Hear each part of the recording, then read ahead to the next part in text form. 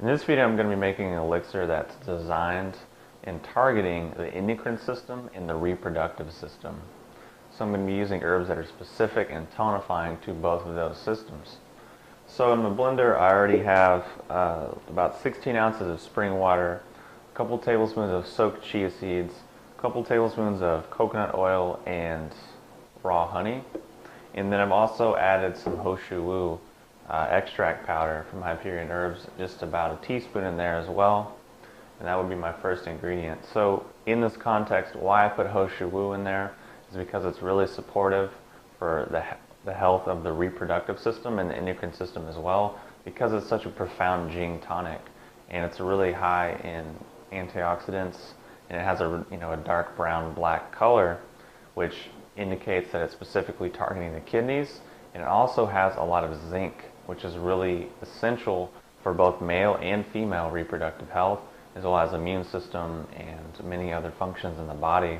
And zinc typically is a hard mineral to come by in a lot of foods because our soil is so deficient, the way we've grown, and our farming methods have been really just not too intelligent, so zinc isn't really found in a lot of foods. But shou actually has therapeutic levels of zinc to where you can take and actually get enough to fill in your deficiencies and get enough to really get you out of a deficiency syndrome to where you can actually start to then build up reserves and start to experience higher levels of health. So that's why it's in there. It's a tonic for male and female reproductive health, for the health of the endocrine system and the kidney functions. So the second herb I'm going to add is some tribulous, which tribulous is also good for targeting the reproductive system and the endocrine system, for helping to boost levels of testosterone and just being kind of a hormone balancing tonic. And that's one herb that I'm just starting to work with and do some research on, so I'll be playing more with that in the future. The next herb is actually a bit of a tincture I'm making of nettle root.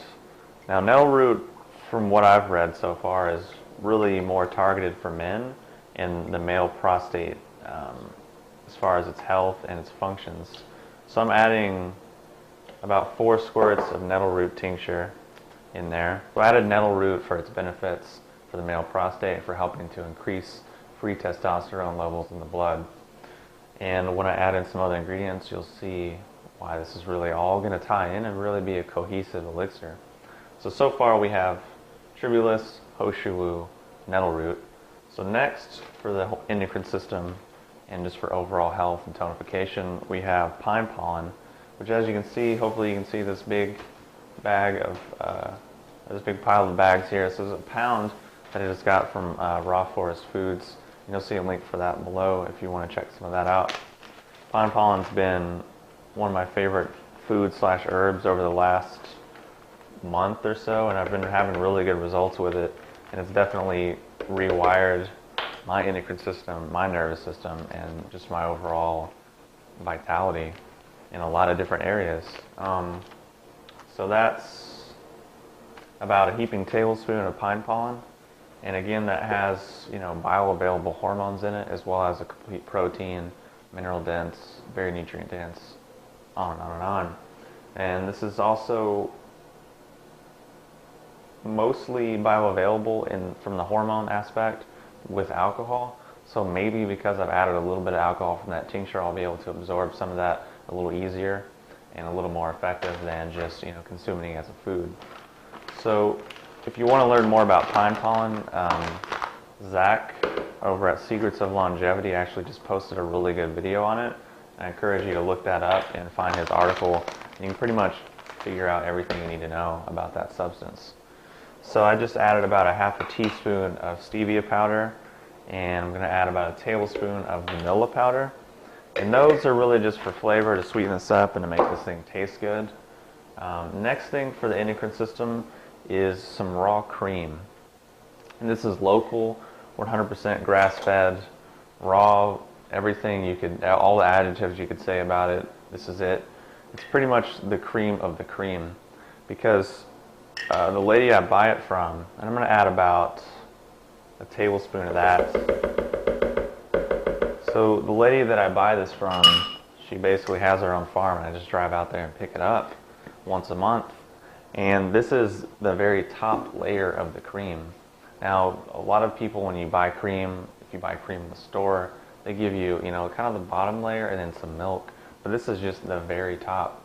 So why I'm putting that in the drink is because it has a lot of fat-soluble vitamins, a lot of hormonal aspects, a lot of aspects that are going to be beneficial for the endocrine system, a lot of saturated fats, and a lot of hormonal factors that, sure, you can get saturated fat from coconut oil, but because it's coming from a tree, it's going to be missing some of the hormonal aspects and some of the growth properties and a lot of the different energies that are found when you're getting it from an actual living creature, an animal that's been, walking around eating grass and living its life.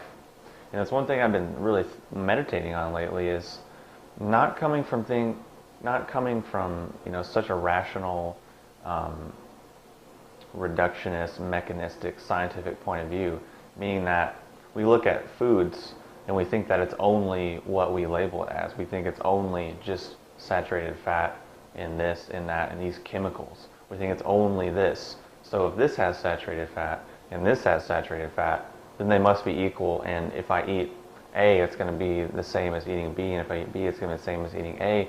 But in reality, that's pretty reductionist and mechanistic and not really how food is, because food is essentially a complex living thing that's more than the sum of its parts, just like we're more than the sum of our parts. We're X amount, water, X amount fat, X amount protein, X amount cells, bacteria, but we're way more than that, and there's way more to us than just these pieces that go together.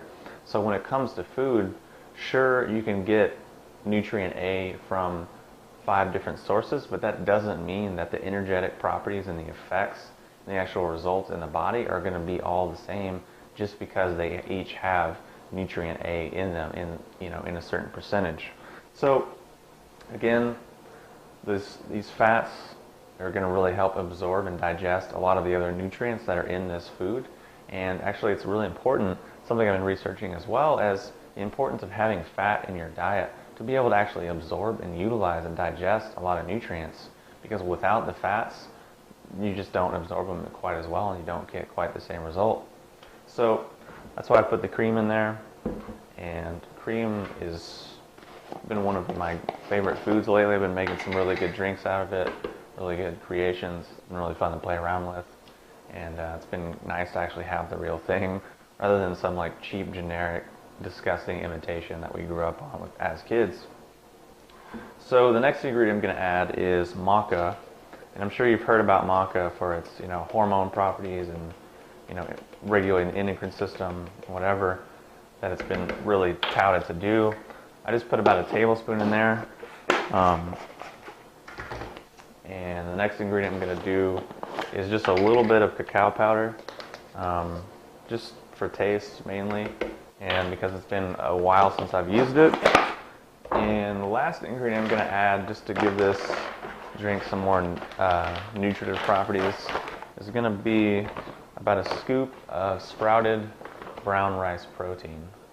So there's about a scoop in there, so that's about 30 grams of protein that I've just added to the drink on top of the maca, which has a lot of amino acids, on top of the pine pollen, which actually has all of the essential amino acids, and I think something like a total of 18 to 20 amino acids. So it's actually complete protein. So on top of the protein, the fat from the cream and the coconut oil and a little bit of honey, it's going to be a really nourishing drink. So I'm going to blend this up and I'll be back to let you know how it tastes. Okay, so here I am with my finished product.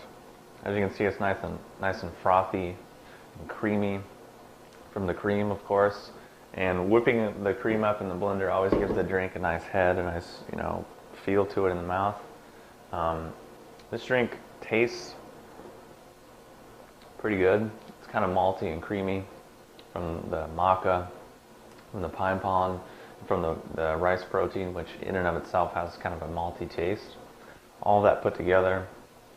I don't even really taste chocolate at all, to be honest, but it's there as kind of a blanket to hopefully cover up the bitterness of the tribulous, because if you haven't had tribulous before, it's really one of the least pleasant herbs. It tastes like really salty and bitter and just kind of not too pleasant. And I'm typically one who can handle bitter. I love just doing reishi straight. I love doing a lot of bitter herbs. But that's one that just kind of not really a big fan of the taste. So that's my drink. Again, focusing on endocrine health, reproductive health, and just overall deep nourishment in the body at a fundamental level from all the herbs, from all the food substances that have gone into this. So if you have any questions or comments, post them below, and I'll talk to you soon.